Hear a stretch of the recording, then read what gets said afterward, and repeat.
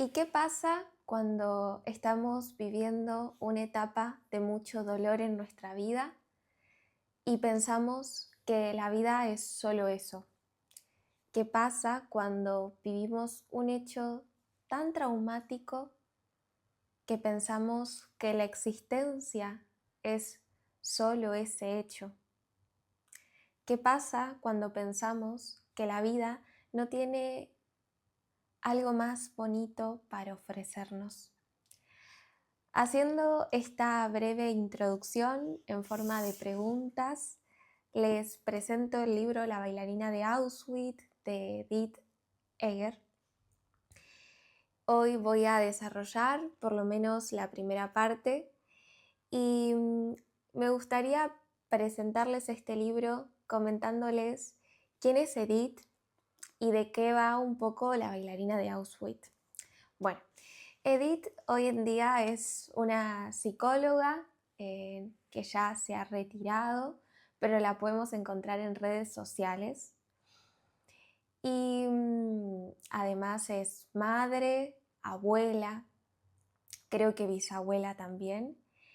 Y ella, además de ser psicóloga, es escritora. Este es su primer libro. Y lo que ella hace en esta obra es narrar cómo su vida se vio atravesada por la experiencia de ser secuestrada junto con su familia y ser llevada a un campo de concentración nazi por ser de origen judío. Entonces ella lo que hace aquí es resignificar toda esa historia de dolor y de pena, ¿sí?, de lo que le conllevó ser una sobreviviente del Holocausto, y lo que le ofrece al lector es una guía a través de su experiencia sobre cómo podemos hacer para que ante las situaciones tan adversas y dolorosas de la vida, y hay veces, como en este caso, no son solo situaciones, sino que son etapas, ¿cómo hacemos para desarrollar la capacidad de resiliencia? ¿Y qué es la resiliencia? Bueno, la resiliencia es esta capacidad que tenemos los seres humanos que ante una situación trágica, ante una situación que nos resulta traumática, nosotros podemos aceptarla, recuperarnos de esa situación, ¿sí? Recuperar nuestra estabilidad emocional, nuestra paz, nuestra alegría, y tomarla como motivo de aprendizaje para seguir creciendo. Entonces, ser resiliente significa ignorar nuestros problemas, ¿sí? Rechazar, reprimir nuestro dolor. No, por favor, no se piensen que es eso. Justamente ser resiliente implica trabajar con ese dolor que nos ocasionó esa situación, esos sucesos. Pero ser resiliente implica desarrollar esa mentalidad de comprender que la vida tiene más que ese suceso con esas cualidades tan angustiantes para ofrecernos. Entonces uno cuando va trabajando la resiliencia va notando que la vida no es ni buena ni mala, ¿sí?, sino que la vida tiene momentos de extrema belleza, como por ejemplo algo tan sencillo de lo cotidiano como observar las aves, como toparse con un colibrí, con una mariposa, como si, yo no lo soy, pero si uno deseó ser padre o ser madre y recibir a tus hijos en el momento de nacimiento, o cuando uno realmente se encuentra haciendo lo que desea y pinta un cuadro y va a un taller de escritura o se reúne con sus familiares que ama o con sus amigos que ama. La vida tiene todo ese conjunto, ¿sí? Bien venusino, bien del disfrute, del placer, del goce. Pero la vida también tiene otras situaciones que a veces las vivimos por el ego y por el no trabajo consigo mismo de otras personas, como por ejemplo Edith, que fue víctima del nazismo, y nos encontramos también con sucesos cotidianos que nos da dolor. Por ejemplo, no sé, que nos echen una grosería cuando vamos caminando por la calle, ¿sí? Una palabrota. Y de repente nos sentimos vulnerables ante la reacción de esa persona. O, por ejemplo, padres que han fallecido sus hijos. Y es ese dolor, o hijos a los que se les ha, de los que han vivido la muerte de sus padres y les provoca profundo dolor. Y así podemos seguir nombrando hechos dolorosos y que encima podemos agregarle sufrimiento a esos hechos dolorosos, que ahora luego lo voy a explicar con algo que desarrolla Edith. Entonces, si le agregamos sufrimiento al dolor, crece más la angustia. Es así que la resiliencia no se trata de negar lo que sentimos, se trata de aceptarlo, pero ser lo suficientemente valientes para trabajar con ese dolor, ¿sí? Y a medida que uno va trabajando con ese dolor, cada vez como que se van disolviendo velos y va notando que la vida no es solamente ese dolor, ¿sí? Sino que hay otros colores, otros escenarios de la vida. Entonces uno va trabajando con su dolor, lo va aceptando, se va recuperando y luego toma ese dolor como algo que puede resignificar, es decir, toma esa experiencia traumática como algo de lo cual se puede aprender, ¿sí?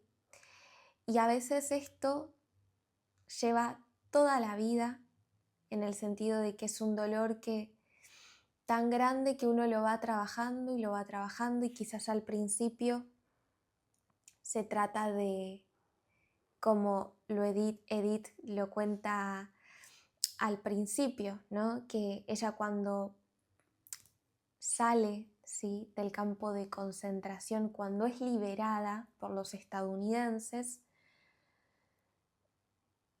ella dice, todo lo que esperé, ser libre junto con mi hermana, ¿sí? Porque ella al final de estar casi un año en el campo de concentración, sus padres mueren al principio, son llevados a los baños de vapor, es decir, a las cámaras de gas, y son cremados.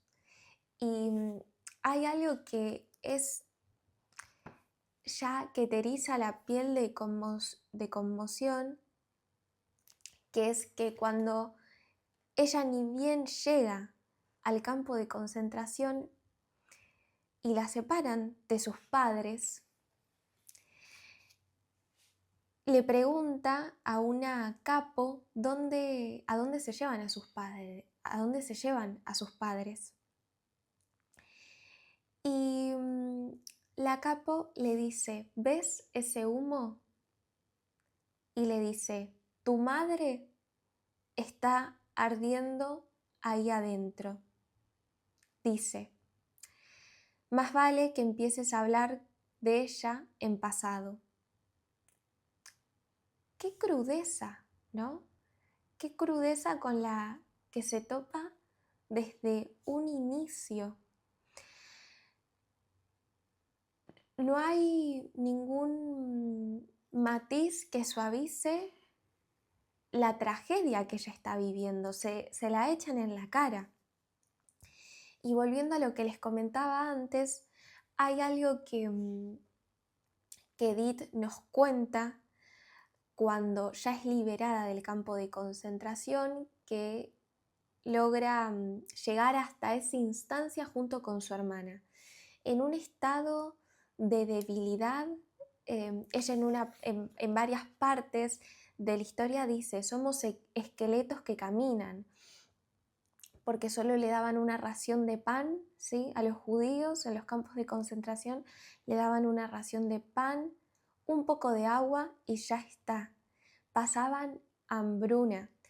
Y ella, cuando está en ese momento en el que ya es libre del campo de concentración nazi, dice, todo lo que tanto deseé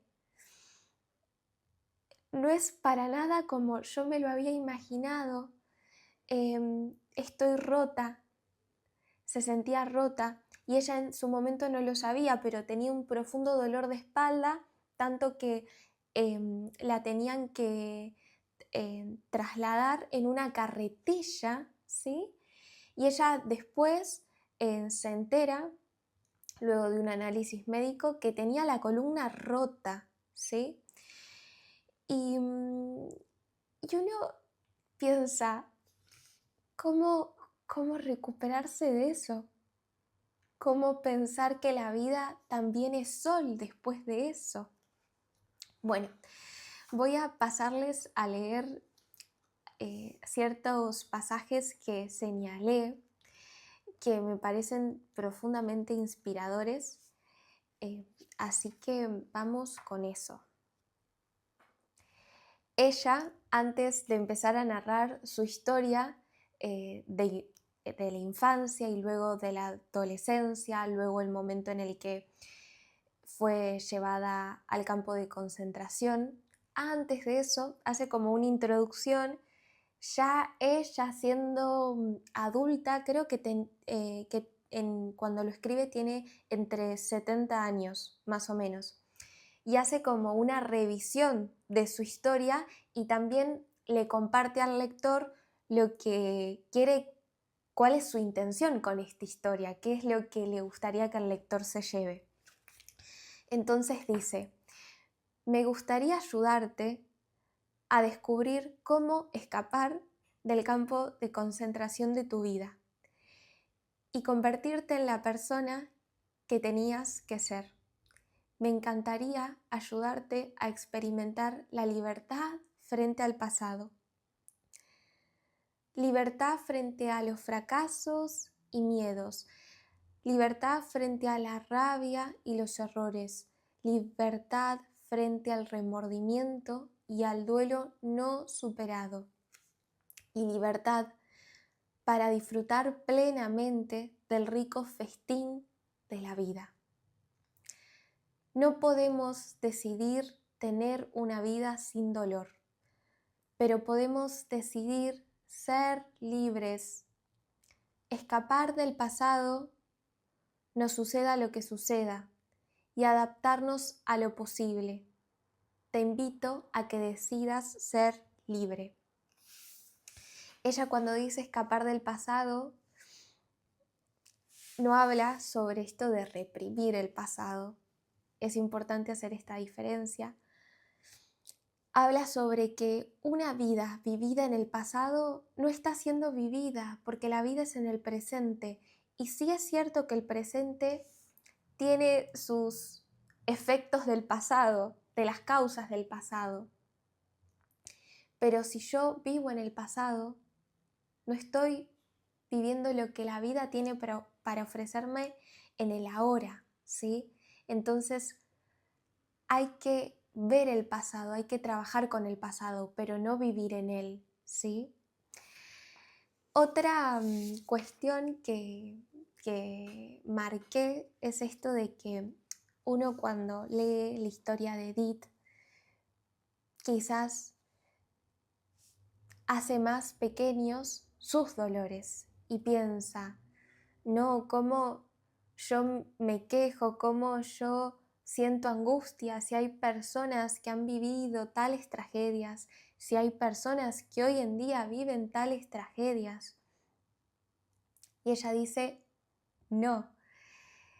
Y les leo. La gente me dice, estoy pasando por un momento muy duro en mi vida, pero no tengo derecho a quejarme, esto no es Auschwitz. Estas comparaciones pueden llevarnos a minimizar o subestimar nuestro propio sufrimiento. Ser un superviviente, salir adelante, requiere una aceptación absoluta de lo que se ha sido y lo que se es. Si menospreciamos nuestro dolor o nos castigamos por sentirnos perdidos, solos o asustados ante las vicisitudes de nuestras vidas, por muy insignificantes que éstas les parezcan a cualquiera, estaremos decidiendo ser víctimas. No veremos nuestras opciones, nos estaremos juzgando. No quiero que escuches mi historia y digas, mi sufrimiento es menos grave. Quiero que escuches mi historia y digas, si ella puede hacerlo, yo también. Esto es súper importante a resaltar. Y les doy un ejemplo. Edith nos da un ejemplo.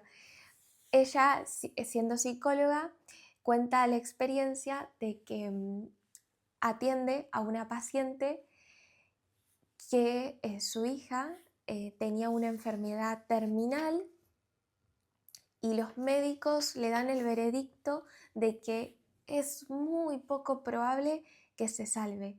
Y esa madre llega a la consulta súper destrozada, con un dolor a rastras, y el análisis de la consulta va circulando en torno a que esa madre dice, ay, no sé si voy a poder seguir viva con el dolor de perder a mi hija. Y ella, como psicóloga, dice que le ocasionó mucho dolor, ¿sí?, ver el sufrimiento de esa paciente y estar ahí como psicóloga guiándola. Terminada esa sesión, tiene otra con otra paciente y la paciente se larga a llorar porque su auto había sido entregado, es decir, su auto nuevo había sido entregado con una pintura distinta a la que había pedido. Y es un coche como muy costoso, ¿no? Y alguien puede pensar como, wow, qué pequeño eso, mirá que va a llorar por eso. Y ella lo que comenta, lo que Edith nos comenta, es que en realidad también el llanto por esa noticia de que le entregaron el auto no como ella deseaba, también escondía otras angustias de su vida. Por ejemplo, en que su matrimonio no estaba siendo como tan hermoso como ella estaba ilusionada, que había dejado su carrera para abocarse a sus hijos y uno de sus hijos se estaba atrasando con la escuela, mostrando problemas en lo escolar. Y lo que acá nos comparte Edith es que no hay que comparar nuestro dolor con el de otros, pero sí hay que trabajar con nuestro dolor, ¿sí?, para que ese dolor no nos coma. Ahora bien, pasando un poco a otra parte de la historia, les quiero compartir cómo Edith va construyendo una mentalidad resiliente en el campo de concentración. Ella, antes de llegar a Auschwitz, era una adolescente de 16 años, estaba saliendo con un muchacho al que amaba, iba a un club de lectura, hacía ballet, de hecho se estaba entrenando para ir a los Juegos Olímpicos como atleta, porque ella practicaba ballet, pero también atletismo.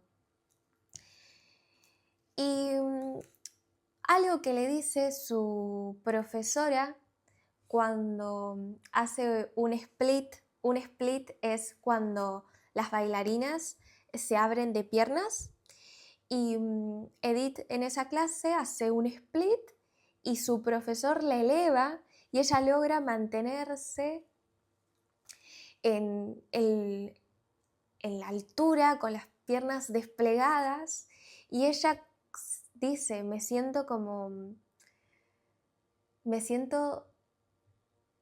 tan como elevada, ¿sí? Etérea, y a su vez ella dice, este estado de sutileza en realidad deviene de una super fuerza, ¿sí? Y la profesora de ballet le dice, todo el éxtasis de tu vida vendrá de tu interior. Y ella en Auschwitz recuerda eso que le dijo su profesora y dice, nunca entendí qué quería decir mi profesora en aquel momento hasta llegar a Auschwitz. Y dice, Madga, su hermana, mira fijamente la chimenea del edificio en el que ha entrado nuestra madre. El alma nunca muere, dice. Mi hermana encuentra palabras de consuelo, pero yo estoy conmocionada. No siento nada, no puedo pensar en las cosas incomprensibles que están sucediendo, que ya han sucedido. No puedo imaginarme a mi madre consumida por las llamas. No puedo asimilar que ya no esté. Y no puedo preguntar por qué, ni siquiera puedo llorar. Ahora no.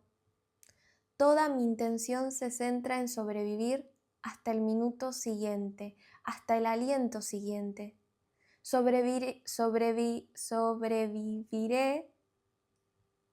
si mi hermana está aquí. Sobreviviré pegándome a ella como si fuera su sombra. Uf. Es muy fuerte, muy fuerte. Ella cuando llega, cuando sabe que sus padres ya están muertos, está conmocionada, impactada, como una estatua, porque realmente del día a la noche lo secuestran, los soldados nazis entran en su casa, se lo llevan, viajan en un tren en condiciones deplorables, ¿sí? Junto con todos los judíos que son secuestrados. Edith, junto con su hermana Madga, llega al campo de concentración y es el terror mismo, la tragedia misma. Y también ella no solamente que recuerda lo que le dijo su bailarina de ballet, que se los digo de vuelta, porque también se los digo a ustedes. Todo el éxtasis de tu vida vendrá de tu interior. Ella va recuperando como salvavidas de su vida anterior para no derrumbarse. Algo que también recuerda es que su novio, Eric, antes de irse, él también era de origen judío y también es llevado a Auschwitz. pero no se encuentran ahí. Pero él le dice a ella, antes de que se lo lleven: nunca olvidaré tus ojos, tus manos. Y ella dice: tengo que resistir, si no por mí, por Eric. Va tomando los recuerdos de su vida anterior, los recuerdos bellos, porque también recuerda los momentos que compartía con Eric en el club de lectura, ahí se conocen. Y va haciendo de eso como su paracaídas para no caerse de bruces, ¿sí? Entonces acá me parece, a mí o a mí como lectora, me trajo esto de cuando estamos mal, cuando estamos pasando por una situación dolorosísima, hay que recordar lo que nos traía a pie, lo que nos traía a flote.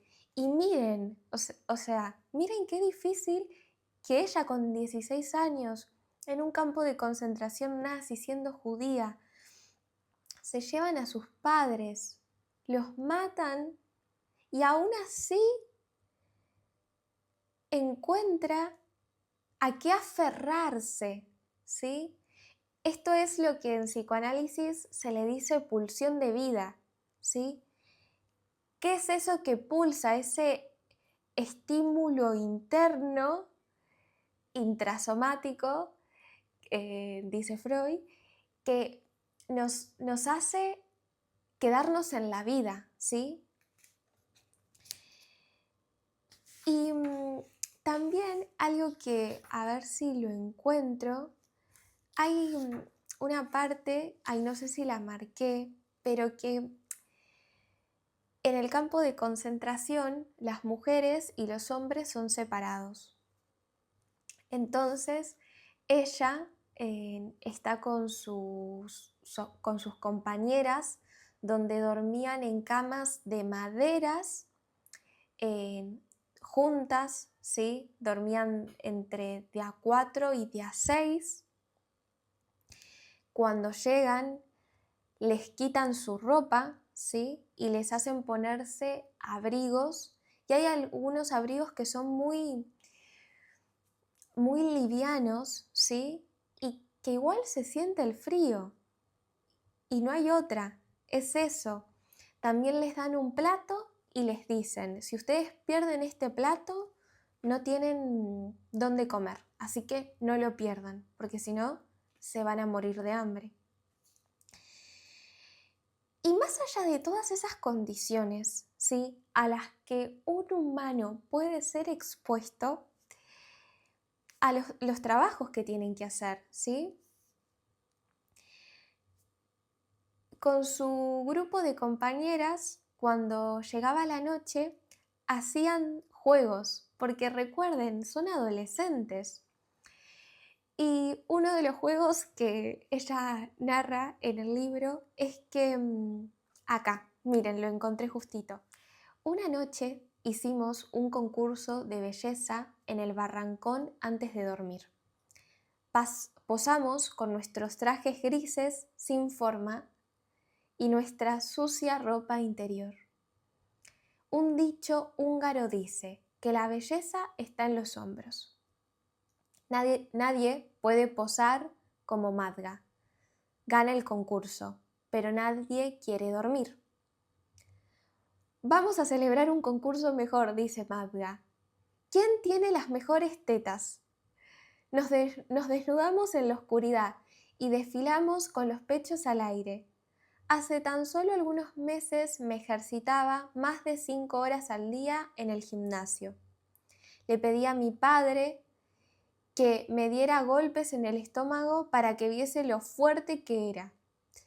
Incluso podía tomarlo en brazos y llevarlo en andas. En toples y muerta de frío en el barrancón, me siento orgullosa de mi cuerpo. Antes envidiaba el busto turgente y generoso de mi madre y me sentía avergonzada de mis pechos. de mis minúsculos pechos. Pero así es como gustan en Europa. Me pavoneo en la oscuridad como una modelo y gano el concurso. Mi famosa hermana, dice Madga cuando nos vamos a dormir. Podemos decidir qué aprender del horror, amargarnos con la pena y el miedo, hostiles, paralizadas, o aferrarnos a nuestro lado infantil, el lado animoso y curioso, el lado inocente. Ay, me da mucha... Este es un libro que me marcó mucho, estas palabras para mí marcan mucho. Y aquí lo que les quiero compartir es que es lo que ella dice en este último párrafo. Se los vuelvo a compartir. Dice: podemos decidir qué aprender del horror, amargarnos con la pena y el miedo, hostiles, paralizadas, o aferrarnos a nuestro lado infantil, el lado animoso y curioso, el lado inocente. Y al fin y al cabo, cuando lo leí, pensé, claro, es hacia donde una lleva la atención. Por eso les compartía esto de qué magnífica esta capacidad del ser humano de que, más allá de todo, siempre podemos volver a esa parte luminosa de nuestro ser. Siempre está ahí, pulsando, como titilando. Qué importante es no perder el humor. Porque, miren esto. En Auschwitz nos obligaban a donar sangre para hacer transfusiones a los soldados alemanes heridos. Me sentaba con la aguja en el brazo y me reía sola. ¡Qué suerte ganar una guerra con mi sangre de bailarina pacífica! No podía desafiar a mis opresores con un arma o con el puño, pero logré encontrar una forma de ejercer mi poder. Y ahora hay poder en nuestra risa, en nuestra camaradería, nuestra alegría. Me recuerdan las de aquella noche en Auschwitz cuando gané el concurso de tetas. Nuestras palabras son nuestro sustento. Esta parte se las comparto porque ya creo que para esta instancia lo hemos ido desarrollando, pero me gustaría mencionarlo de forma más específica. Si hay algo que fue salvando a Edith, es que ella comprendió que no podía desafiar a sus opresores con un arma, con la palabra enfrentándolos, pero sí logró encontrar una forma, como ella menciona, de ejercer su poder interior trabajando con su mente, con su mentalidad. Volvemos a eso que le dijo la profesora de ballet: todo el éxtasis de tu vida vendrá de tu interior. No hay que olvidarlo. También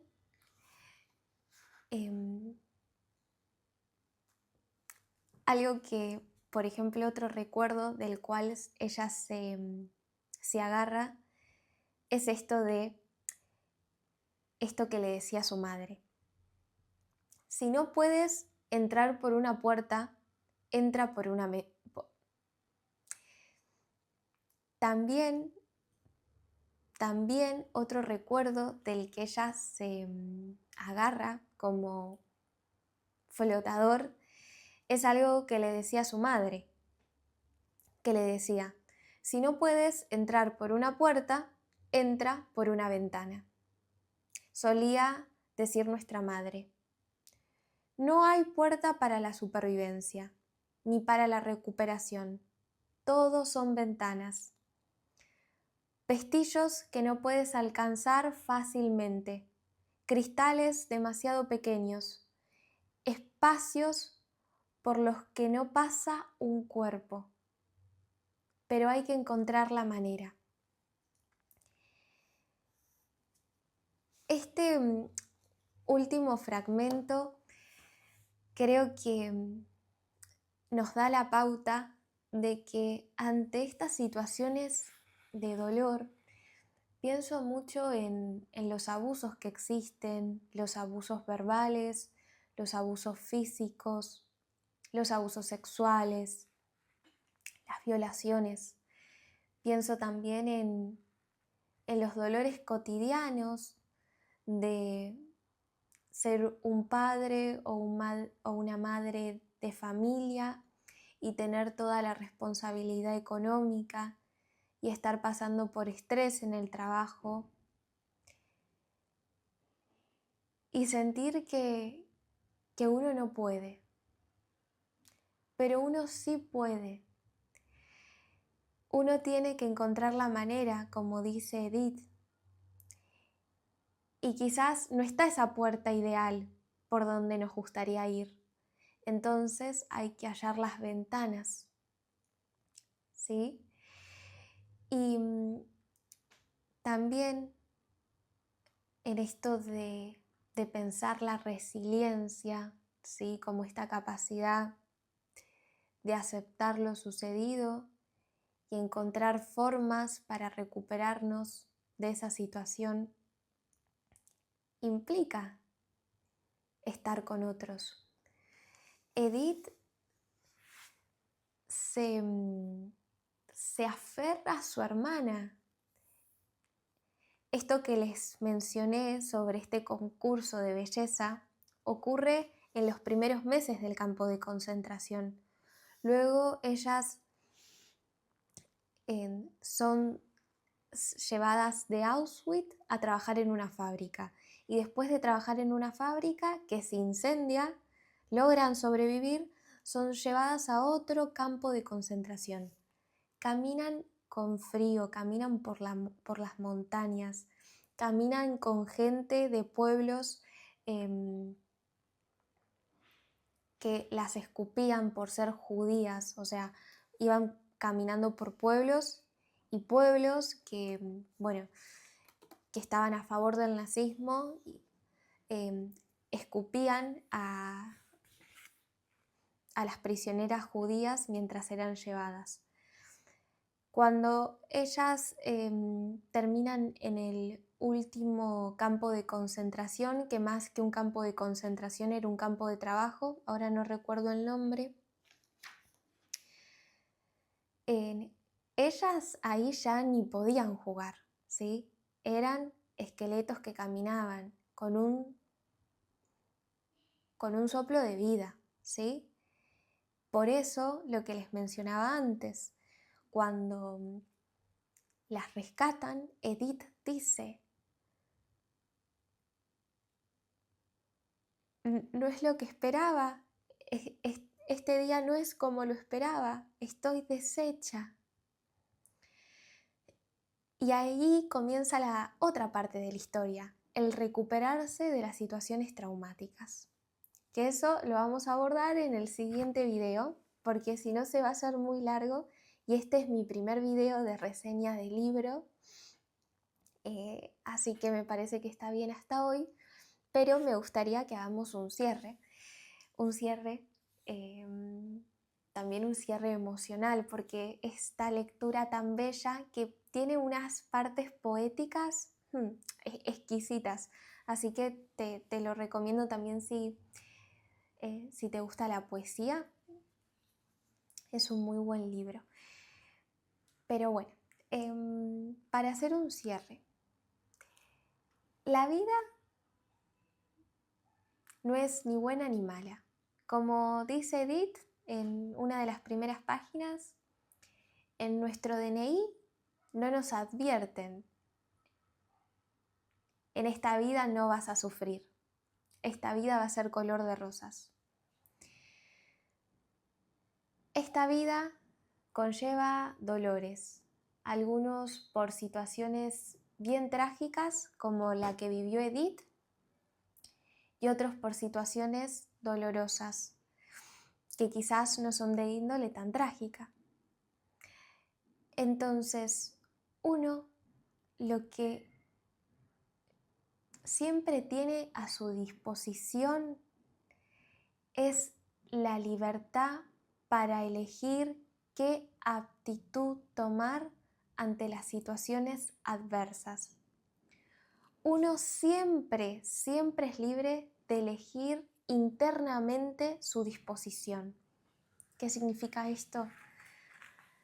Vivo una situación dolorosísima.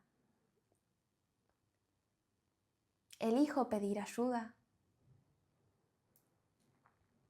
¿Elijo recordar lo que a mí me hacía bien y feliz?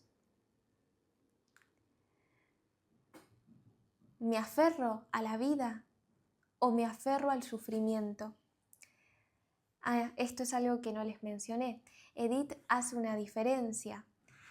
Dice, el dolor por una situación que nos da dolor es así, no se lo puede sacar. Lo que sí se puede sacar es el sufrimiento. Por ejemplo, ante una situación de abuso, el dolor está, pero yo puedo elegir si perpetrar el abuso de mi abusador. Yo puedo elegir ver mi dolor, sentir mi dolor y pedir ayuda. Si yo sigo como, este es mi dolor, y agarro un cuchillo y porque a mí, ¿por qué me pasa esto? Todo es injusto, y lo corto. ¿Eso qué es? Es sufrimiento agregado. Y se puede ver en cuestiones muy simples, como por ejemplo,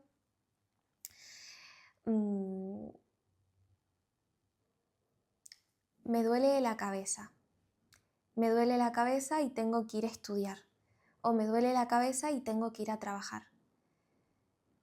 Y cuando estoy sentada en el trabajo o en el estudio, empiezo a pensar, ay, ¿por qué me duele la cabeza? ¿Y yo por qué tengo que venir acá? Y justo que esta clase que no me gusta, y el profesor que no me cae bien, y que nadie me preguntó cómo me sentía.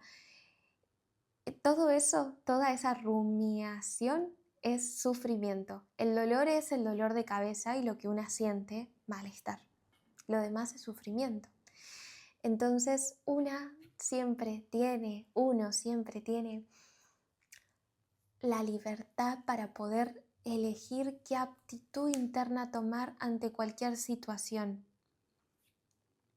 La pregunta, ¿es difícil? Sí, es difícil, es difícil. A Edith le llevó varios años trabajar con esto y nos dejó este regalo de esta obra literaria y psicológica y de resiliencia. Para terminar con esta reseña y luego seguir en el próximo video con la segunda parte de La bailarina de Auschwitz, con la historia de Edith luego del campo de concentración, cómo ella estudia psicología de grande, cómo es madre, cómo vuelve a recuperar lo luminoso de la vida. Me gustaría cerrar este video con este fragmento. El tiempo no cura. Lo que cura es lo que haces con el tiempo. Lo vuelvo a decir. El tiempo no cura. Lo que cura es lo que haces con el tiempo. Curarse es posible cuando decidimos asumir la responsabilidad, cuando decidimos correr riesgos y por último, cuando decidimos liberarnos de la herida, dejar atrás el pasado o la pena. Espero que les haya gustado este video